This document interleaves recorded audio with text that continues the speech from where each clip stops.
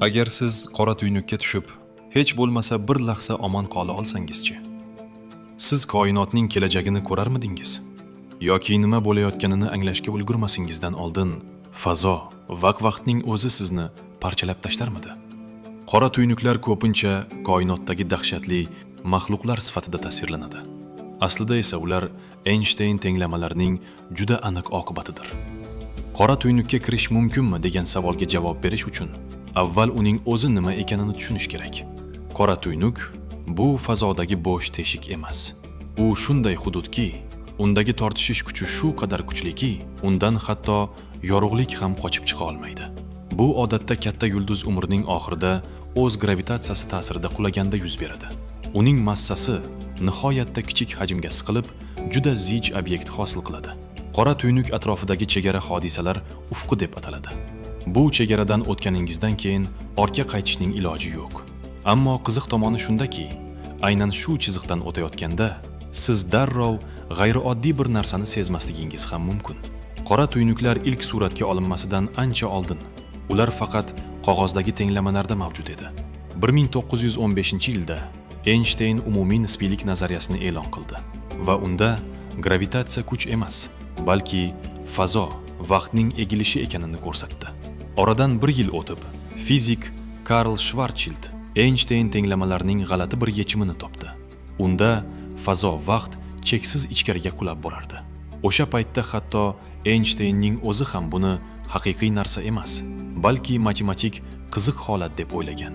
Uzoq vaqt davomida qora tuynuklar imkonsiz obyektlar deb qaraldi. Chunki ularni to'g'ridan to'g'ri ko'rishning iloji yo'q edi. Axir ular nur chiqarmaydi. Hammasi 1960 yillarda o'zgardi.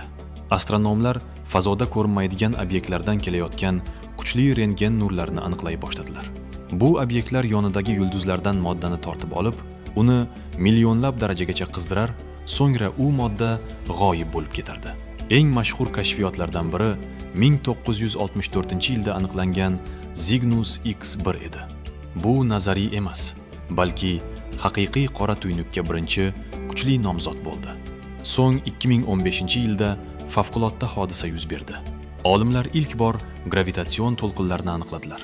Bular fazo vaqtning titrashlari bo'lib, bir-biri bilan to'qnashgan ikki qora tuynuk tomonidan bizdan milliardlab yorug'lik yili uzoqlikda hosil qilingan edi. Bu qora tuynuklar haqiqatdan ham mavjudligi va ular qo'shila olishini bevosita isbotladi. Nihoyat 2019-yilda insoniyat qora tuynukni ko'rdi. Event Horizon teleskop loyihasi M87 galaktikasi markazidagi qora tuynuk soyasining ilk tasvirini oldi. Bu qora bo'shliq emas, balki qaytmas nuqta atrofida aylanuvchi moddaning yaltirab turgan halqasi edi. Shu ondan boshlab qora tuynuklar nazariyadagi ko'rinmas maxluqlar emas, balki kuzatilgan haqiqiy obyektlarga aylandi. Uzoqdan qaragan kuzatuvchi sizni hodisalar ufqiga yaqinlashgan sari sekinlashib, xiralashib borayotgandek ko'radi. Go'yoki vaqt siz uchun to'xtab qolgandek tuyuladi. Ammo sizning o'z nuqtai nazaringizdan vaqt odatdagidek oqadi. Siz hodisalar ufqidan o'tayotganda hech qanday keskin chegarani sezmasligingiz mumkin. Na devor, na birdan portlash. Mana shu joydan qora tuynuklar chinakam g'alati tus oladi. Ichkarida fazo va vaqtning rollari almashgandek bo'ladi. U yerda vaqt bo'ylab oldinga harakatlanish qanchalik muqarrar bo'lsa, markazga tomon qulash ham shunchalik muqarrar bo'ladi. Siz chuqurroq tushgan sayin gravitatsiya bir tekis ta'sir qilmaydi. Oyoqlaringizga ta'sir qilayotgan tortish kuchi boshingizdagidan ancha kuchli bo'ladi. Bu hodisa spagettifikatsiya deb ataladi.